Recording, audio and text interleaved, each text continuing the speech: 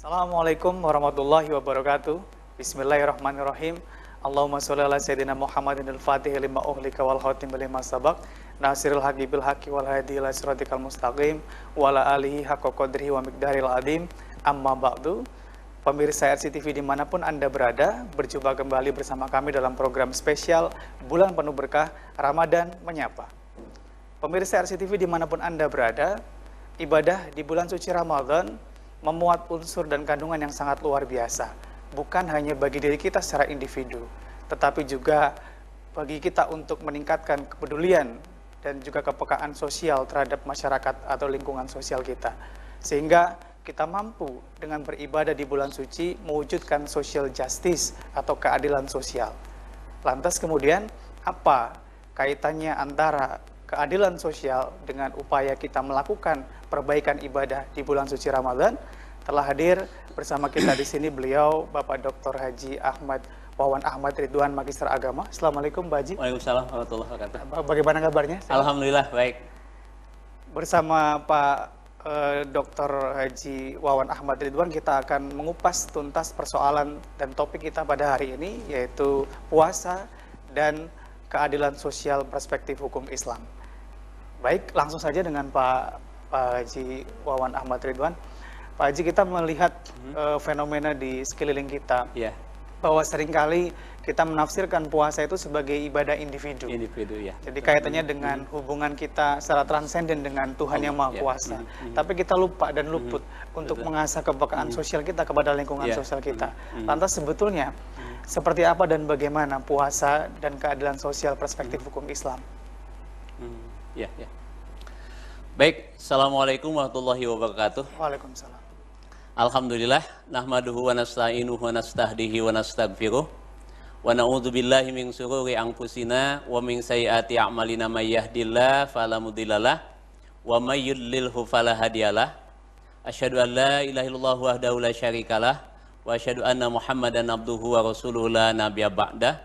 Allahumma shalli ala sayyidina Muhammad wa ala ali sayyidina Muhammad amma ba'du. Subhanaka la ilma lana illa ma 'allamtana innaka antal alimul hakim. Rabbi shrah li sadri wa yassir li amri wahlul 'uqdatam min lisani yafqahu qawli ya Fattahu ya Alim ya Fattahu ya Alim. Para pemirsa RCTP yang dirahmati oleh Allah Subhanahu wa taala, alhamdulillah pada sore hari ini menginjak hari ke-9 kita menjalankan ibadah puasa di bulan Ramadan. Mudah-mudahan segala aktivitas kita, terutama ibadah mengisi hari-hari bulan Ramadan ini betul-betul mendapatkan rahmat dan keberkahan dari Allah Subhanahu wa taala. Alhamdulillah kita semua mudah-mudahan dalam keadaan sehat sehingga mampu untuk menjalankan berbagai macam aktivitas di bulan Ramadan. Mas Andi yang saya hormati, terima kasih atas kesempatan untuk diskusi pada hari ini. Kita bincang-bincang persoalan-persoalan yang terkait dengan bagaimana puasa dikaitkan dengan keadilan sosial. Para pemirsa RCTP yang dirahmati oleh Allah Subhanahu wa taala, ibadah puasa sebagaimana diwajibkan kepada kita, terutama orang-orang yang beriman. Puasa diwajibkan terhadap orang yang beriman sebagaimana Allah firmankan dalam Al-Quran. Ayat ini sangat familiar di telinga kita, di telinga umat Islam, dan pasti pemirsa memahami ayat ini yang mewajibkan ibadah puasa. Dalam Al-Quran disebutkan, A'udzubillahi minasyaitonirrajim, ya ayyuhallazina amanu kutiba alaikumusyamu kama kutiba alal ladzina min qablikum la'allakum tattaqun. Puasa diwajibkan terhadap orang-orang yang beriman sebagaimana juga diwajibkan terhadap orang-orang sebelum kita untuk menjalankannya. Untuk apa ibadah puasa itu dilakukan? Orientasi ibadah puasa adalah dalam kerangka membentuk karakter atau pribadi muttaqin. Pribadi muttaqin itulah yang diharapkan dari pelaksanaan ibadah puasa. Ibadah puasa betul adalah ibadah yang sifatnya personal. Ibadah yang langsung berhubungan dengan Allah Subhanahu wa taala, sebagaimana hadis qudsi menyatakan as-saumuli wa anna ajibihi, bahwa puasa itu bagiku dan akulah, kata Allah Subhanahu wa taala, yang akan memberikan pahala baginya. Ada pertanyaan, apa tidak berarti bahwa ibadah-ibadah yang lain bukan untuk Allah? Betul bahwa segala bentuk ibadah adalah untuk Allah Subhanahu wa taala. Tetapi secara spesifik dinyatakan dalam hadis qudsi itu adalah bagiku. Ini artinya bahwa ibadah puasa merupakan ibadah yang lain dari yang lain, ibadah yang spesifik, ibadah yang memiliki makna tersendiri. Tapi sekalipun ibadah puasa itu merupakan ibadah yang sifatnya personal, tidak berarti tidak punya makna bagi hubungan sosial. Jelas bahwa setiap ibadah apapun tentunya memiliki hubungan di samping transendental, memiliki hubungan kemanusiaan, hubungan sosial. Ada dua dimensi dalam konteks ibadah, termasuk di dalamnya ibadah puasa. Dimensi ilahiyah, dimensi ketuhanan, dan dimensi insaniyah, dimensi kemanusiaan. Artinya bahwa puasa ini tidak hanya dijadikan sebagai ibadah yang formal, bagaimana hubungan manusia dengan Tuhannya, tetapi bagaimana juga puasa dijadikan sebagai wujud, diimplementasikan dalam kehidupan yang nyata. Seperti apa kehidupan yang nyata dalam konteks ibadah puasa, sekalipun tadi dikatakan hubungan transendental dengan Allah Subhanahu wa taala, dalam hal ini tidak ada seorang pun yang mengetahui seseorang itu apakah betul-betul melaksanakan ibadah puasa dengan penuh kekhusyuan atau tidak, gitu kan? Kecuali dirinya dan Allah Subhanahu wa taala. Nah, atas dasar itu tidak berarti kemudian betul-betul sifatnya personal antara diri kita dengan Allah Subhanahu wa taala, tetapi juga punya substansi nilai-nilai ilahi, nilai-nilai kemanusiaan, nilai-nilai insaniyah. Pada letak mana? Puasa mengajarkan pada kita untuk mengetahui, memahami tentang bagaimana kondisi orang-orang yang lemah, orang-orang yang miskin, orang-orang yang mustad'afin. Seperti apa mereka? Mereka akan merasakan penderitaan, mungkin mereka terbiasa lapar, terbiasa haus, terbiasa dahaga dan sebagainya. Kenapa? Karena mereka memang betul-betul tidak ada. Apa yang bisa dimakan oleh mereka nyaris tidak ada. Karena itu mungkin hampir setiap waktu, hampir setiap hari dia merasakan lapar, haus, dan dahaga. Nah, sementara kewajiban puasa, di mana puasa itu adalah menahan diri untuk tidak makan, untuk tidak minum, itu pun dalam kesementaraan. Sementara hanya dalam waktu mungkin rentang antara 13 sampai 14 jam, sejak terbit fajar sampai terbenam matahari. Itu pun disengajakan. Kita sengaja untuk mungkin merasakan lapar, merasakan haus, dan merasakan dahaga. Tapi bagi mereka, bagi orang-orang yang mustad'afin, bagi orang-orang yang miskin, mereka tidak sengaja untuk itu. Karena apa? Karena terdesak oleh keadaan. Apa yang bisa dimakan oleh mereka? Tidak ada. Karena itu kita, orang yang mungkin punya kemampuan untuk bisa makan, karena memang hakikatnya ada, gitu kan? Tapi kemudian dia tahan. Ya, tahan dalam rangka apa? Dalam rangka melaksanakan ibadah puasa. Karena itu tadi hubungannya adalah transenden, ya, tentang ketuhanan. Bagaimana orang yang menjalankan ibadah puasa itu punya rasa ketundukan dan ketaatan terhadap perintah Allah Subhanahu wa taala untuk tidak makan dan tidak melakukan sesuatu yang bisa membatalkan ibadah puasa selama rentang waktu sejak terbit fajar sampai terbenam matahari. Nah, merasakan betapa perihnya, betapa menderitanya orang-orang yang memang kesehariannya tidak makan dan tidak minum. Ini adalah sebagai sebuah pembelajaran yang sangat berharga. Pembelajaran yang pertama adalah bagaimana orang yang melaksanakan ibadah puasa, ya, memahami, mengetahui tentang penderitaan, tentang rasa lapar, orang-orang yang lemah, orang-orang yang fakir, orang-orang yang miskin, yang memang tidak memiliki makan dan minum sebagainya. Itu yang pertama. Yang kedua, pembelajaran yang kedua adalah bagaimana orang yang berpuasa itu diajarkan untuk berterima kasih, bersyukur terhadap Allah Subhanahu wa taala atas kepemilikan harta yang dimilikinya. Nah, atas dasar itu kemudian kita dilatih untuk ada sensitivitas, rasa solidaritas sosial, yang ketika orang merasakan itu betapa laparnya, betapa kekurangannya orang yang miskin, lalu kemudian tumbuh rasa simpatinya, rasa empatinya untuk kemudian dia berbagi. Nah, dalam konteks berbagi tentunya ada mekanisme tersendiri di dalam ajaran Islam. Ada penyaluran mekanisme melalui zakat. zakat fitrah, zakat mal, atau juga infaknya, ada sodakohnya. Nah, mekanisme tiga hal itulah yang bisa disalurkan oleh kita dalam konteks bagaimana bisa berbagi dengan orang-orang yang lemah tadi, orang-orang yang miskin tadi. Inilah pembelajaran ibadah puasa, di mana ibadah puasa itu melatih kepekaan sosial. Nah, kalau kepekaan sosial ini sudah tumbuh kembang pada masyarakat Muslim, kepedulian itu selalu saja diimplementasikan, berbagi lewat penyaluran zakat kah, lewat penyaluran infak atau sedekah, atau mungkin bantuan-bantuan dalam bentuk yang lainnya. Inilah yang pada akhirnya, gitu kan, setelah realisasi dari orang-orang yang kaya, orang-orang yang mempunyai harta, merealisasikan dari rasa kepedulian sosialnya, yang akhirnya tadi keadilan sosial akan terbentuk.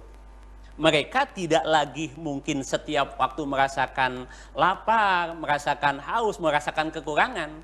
Kenapa bisa begitu? Karena di sini sudah ada berbaginya. Jadi ketika orang-orang kaya ada kepedulian untuk berbagi, ya, distribusinya adil, distribusinya merata, maka pemerataan sosial, ya, keadilan sosial itu akan terwujud.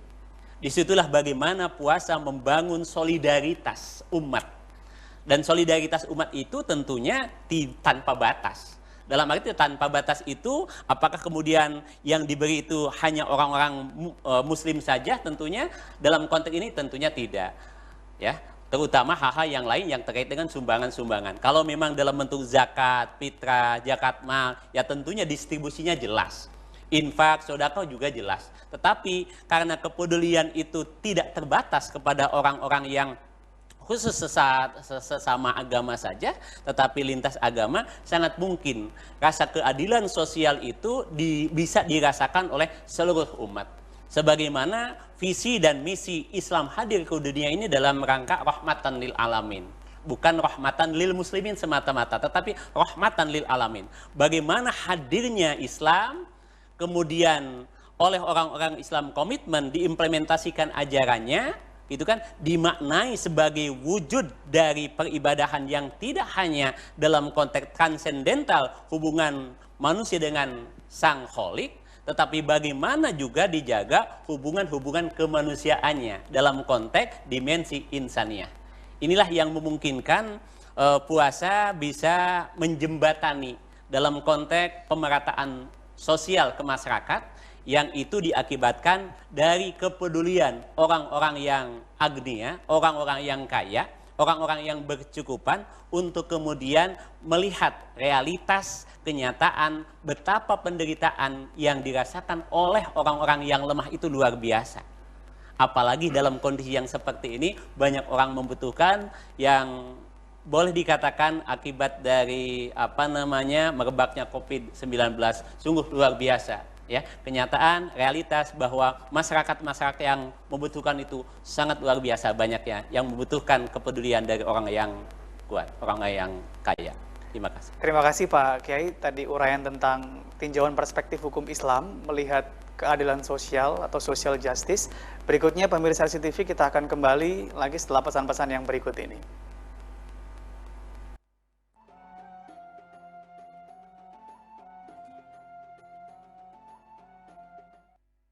Masih bersama kami dalam program spesial Bulan Penuh Berkah, Ramadan Menyapa.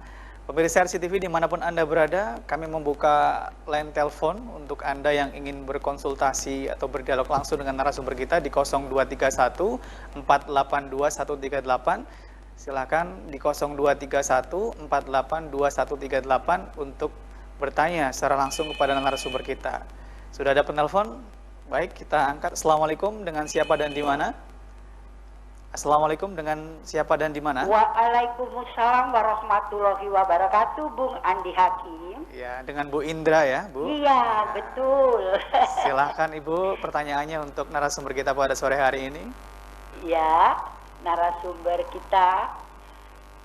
Assalamualaikum Pak Doktor. Pak Dr. Wawan Ahmad Ridwan. Ya, Dr. Haji Wawan. Ya. Ya, waalaikumsalam warahmatullahi wabarakatuh, Ibu. Iya, tadi mendengarkan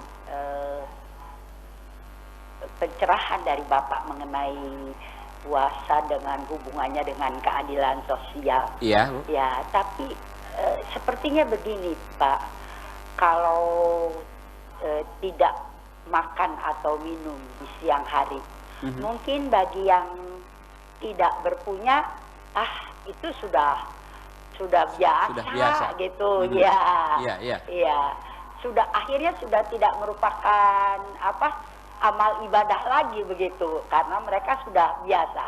Dan bagi yang berpunya, apalah artinya, toh hanya sebatas waktu 12 jam menahan lapar dan haus. Nanti setelah berbuka puasa sampai dengan sahur, apapun masih bisa dimakan begitu. Dan juga ada hadis yang menyatakan, Nabi Shallallahu Alaihi Wasallam menyatakan, banyak orang yang berpuasa tetapi tidak memperoleh dari puasanya kecuali rasa lapar dan dahaga. Nah, bagaimana ini kaitannya? Terima kasih Pak Dr. Wawan, terima kasih pula Bung Andi.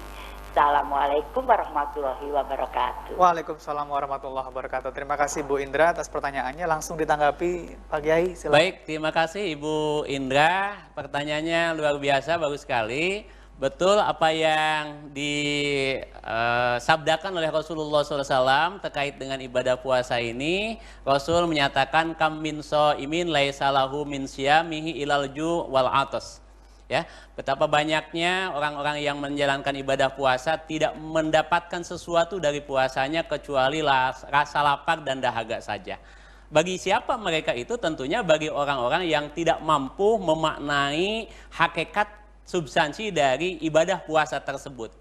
Jadi mereka tidak hanya sekedar tidak makan, tidak minum selama rentang waktu sejak terbit fajar sampai terbenam matahari begitu, tanpa juga diisi dengan berbagai hal yang terkait dengan nilai-nilai kebaikan selama bulan Ramadan. Jadi hanya terbatas itu saja. Seperti itu, tanpa mencoba untuk memaknai maknanya apa sih ibadah ini, seperti itu.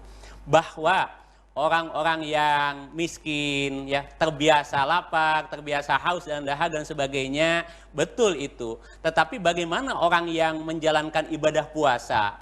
Jadi tidak hanya sekedar lapar, haus dan dahaga, tetapi kan dengan niat. Ya, niat menyengaja untuk berpuasa dengan menahan tidak makan, tidak minum sejak terbit fajar sampai terbenam matahari. Itulah ritual atau ibadah puasa yang sesungguhnya. Tetapi tidak hanya sekedar ritual itu, tetapi bagaimana dia memaknai rasa lapar, haus dan dahaga itu sehingga tumbuh kepedulian sosialnya. Kan seperti itu. Terutama tentunya bagi orang-orang yang punya kemampuan untuk bisa memberikan kepada mereka. Betul bahwa orang kaya, orang yang ada gitu kan, toh nanti berbuka puasa juga katakanlah bisa makan, bahkan yang enak, bisa makan yang nikmat, bahkan tidak sedikit yang mungkin hanya sekedar menggantikan waktu saja, yang biasanya sarapan pagi gitu kan, lalu kemudian disorekan dengan tidak makan dan tidak minum rentang sekian waktu. Betul bahwa orang-orang yang mungkin tadi kategorinya miskin, mereka terbiasa, bahkan ketika seharian lapar gitu kan, belum tentu sorenya bisa makan, betul. Nah, bagi orang yang memiliki sesuatu gitu kan, dia bukan berarti tidak bisa makan, tetapi karena ketundukan dan ketaatan atas perintah Allah untuk tidak boleh makan, tidak boleh minum sebelum pada waktunya, disitulah tumbuh rasa, oh iya ya, betapa orang-orang yang kesehariannya lapar karena ketiadaannya gitu kan, sehingga tumbuh bagaimana orang-orang yang punya kekuatan ekonomi, yang memiliki sesuatu itu ada pedulinya terhadap mereka untuk kemudian bisa membantu, sehingga mereka yang tadi mungkin kesehariannya lapar tidak kemudian terus-menerus dia merasa lapar. Kenapa? Karena dibagi oleh orang-orang yang orang-orang yang kaya. Jadi orang yang kaya bisa membagi terhadap orang-orang yang kesehariannya lapar, kesehariannya tidak memiliki sesuatu, maka mereka tidak boleh berlama-lama untuk kemudian menderita. Mereka tidak boleh berlama-lama untuk kemudian dalam kemiskinan. Ya, kita coba distribusikan harta dari agnia, dari orang yang kaya terhadap orang miskin. Disinilah keadilan sosial akan terbentuk. Jadi bagaimana kita orang yang berpuasa merasakan lapar dan dahaganya, ada kepedulian gitu kan, bisa mengangkat orang-orang yang tadi ya bergelimang dalam kemiskinan, bisa terangkat oleh kita. Kira-kira begitu. Begitu Ibu Indra? Baik, terima kasih jawaban dari Pak Kiai. Mungkin kita lanjutkan yang tadi Pak Kiai. Pak Kiai sudah menyampaikan secara ideal konsep atau perspektif Islam melihat keadilan sosial. Lantas praksisnya atau penerjemahan dalam aspek kehidupan sehari-hari Pak Kiai, mohon dijelaskan. Ya, mungkin dalam konteks berbagi, distribusi, ada mekanismenya. Saya katakan tadi di awal, ada mekanisme zakat. Gitu kan? Ada zakat mal, zakat harta, kemudian juga ada zakat fitrah. Zakat fitrah itu spesifik tentunya di bulan Ramadan gitu kan, bahkan di akhir Ramadan menjelang pelaksanaan Idul Fitri, sholat Idul Fitri. Itu kan zakat fitrah. Yang mungkin nilainya zakat fitrah itu tidak seberapa. Ya, Badan Amil Zakat Nasional sudah mengeluarkan ketentuan-ketentuan berzakat di mana masing-masing daerah, masing-masing wilayah, kabupaten dan kota satu dengan lain berbeda-beda. Untuk kota Cirebon misalkan yang kita baca kalau dalam bentuk uang itu kan Rp35.000. Mungkin nilainya kecil bagi orang yang kaya lah, sebut saja begitu, Rp35.000 itu. Tetapi karena ini adalah ibadah, ini adalah zakat yang aturannya sudah jelas, diatur sedemikian rupa dalam fikih, dalam syariat, maka jelas walaupun nilainya kecil tidak boleh terlupakan. Kenapa? Karena kalau misalkan saja orang yang sedang melaksanakan ibadah puasa sebulan penuh gitu kan, tanpa disempurnakan dengan ibadah dalam bentuk zakat fitrah, maka bisa jadi ibadah puasanya tidak akan sempurna. Hanya karena 35.000 yang mungkin tidak dikeluarkan pada waktunya. Ini untuk urusan tentang zakat fitrah. Zakat mal, zakat harta, memang ada spesifik, ada aturan-aturan tersendiri. Misalkan orang yang memiliki harta sekian, maka wajib dikeluarkan 5%-nya, 10%-nya dan lainnya. Itu sudah diatur untuk zakat hartanya. Dan tentunya bagi orang yang kaya, pemahaman terhadap zakat fitrah, zakat mal, menjadi hal yang penting. Artinya, kita memiliki harta sekian. Kalau tidak dikeluarkan tentunya akan berdosa. Sebab hakikatnya ketika kita tidak mengeluarkan zakat dalam bentuk zakat mal, sementara sudah nisab, sudah waktunya, maka hakikatnya ketika itu sebagiannya dimakan, berarti kita hakikatnya adalah memakan harta fakir dan miskin. Harta orang-orang yang memang lemah, yang membutuhkan seperti itu. Untuk konteks tadi, baik itu terkait dengan zakat fitrah maupun zakat mal, ataupun ibadah yang lain, pendistribusian yang lain dalam bentuk infak, dalam bentuk sodako, itu kan bisa dilakukan. Ya, momentum ibadah Ramadan misalkan saja, bagaimana kita wujud kepeduliannya. Kalau di hari-hari Ramadan tahun-tahun yang lalu lah, bukan tahun ini gitu kan, kita kan bisa melakukan kepedulian sosial dalam bentuk misalkan mengajak orang-orang yang lemah, orang yang miskin untuk buka bareng, buka bersama di rumah kita, kita masak, kita berbagi gitu kan, kita bareng-bareng berbuka, kita pun mungkin membuat bingkisan dan sebagainya untuk dibagikan kepada mereka. Nah, bulan Ramadan ini pun bisa dilakukan untuk itu, ya, memberikan misalkan infaknya, sedekahnya terhadap mereka, itu bisa dilakukan sesungguhnya. Seperti itulah. Terima kasih atas paparan yang menginspirasi dan juga mencerahkan bagi kita sekalian. Pemirsa RCTV dimanapun Anda berada, barangkali ada closing statement dari Pak Kiai kepada pemirsa sekalian tentang tema kita pada sore hari ini. Baik, saya ingin mengijak para pemirsa, terutama kaum muslimin yang berbahagia, marilah jadikan momentum bulan Ramadan ini momentum untuk melatih kepekaan kita, kepekaan sosial. Di antara kita, di samping kita, di sekeliling kita banyak orang-orang yang membutuhkan uluran tangan kita. Boyau ketika kita memiliki sesuatu, kita diberikan rezeki lebih, kita mencoba untuk berbagi. Terutama saya ingin mengajak kepada para agnia yang memang secara real sudah sampai nisab untuk berzakat, untuk sedekah, untuk infak. Dengan penuh kesadaran kita keluarkan harta yang kita miliki itu, karena itu adalah hak-hak mereka. Jangan sampai nanti oleh Allah Subhanahu wa taala dipaksa dikeluarkan dengan sesuatu yang memang kita sendiri tidak menyukainya, gitu begitu. Karena itu bagaimana kita punya kesadaran yang penuh untuk bisa berbagi dengan orang-orang yang membutuhkan. Apalagi dalam situasi yang seperti ini, banyak orang yang di PHK, banyak orang yang tidak punya pekerjaan apapun sehingga nganggur di rumah, dan notabene-nya mereka fakir, notabene-nya mereka miskin, mereka itulah yang membutuhkan. Mudah-mudahan ibadah puasa di bulan Ramadan ini betul-betul bisa meningkatkan khususnya kepedulian kita terhadap orang-orang yang membutuhkan. Demikian barangkali mudah-mudahan ada manfaatnya bagi kita semua. Terima kasih kami sampaikan kepada Bapak Dr. Haji Wawan Ahmad Ridwan yang sudah bersama kita untuk mengupas tema kita pada kesempatan kali ini. Pemirsa RCTV dimanapun Anda berada, puasa sekali lagi bukan hanya ibadah individu yang kita hanya fokus pada diri kita sendiri. Tetapi melalui puasa kita mampu mengasah kepekaan sosial dengan misi kemanusiaan yang kita lakukan sehingga kita mampu mewujudkan keadilan sosial. Terima kasih kami sampaikan kepada Pak Kiai sudah hadir pada sore hari ini bersama kita sekalian. Pemirsa RCTV dimanapun Anda berada, jangan lupa tetap terus ikuti dan saksikan program spesial Bulan Penuh Berkah Ramadan Menyapa setiap hari Senin sampai dengan Sabtu mulai pukul 17.00 waktu Indonesia Barat di saluran televisi kesayangan Anda, RCTV Langkapadane. Terima kasih. Wallahul muwaffiq ila aqwamit thoriq. Wassalamualaikum warahmatullahi wabarakatuh. Waalaikumsalam. Matur nuwun, Pak. Mohon sami-sami.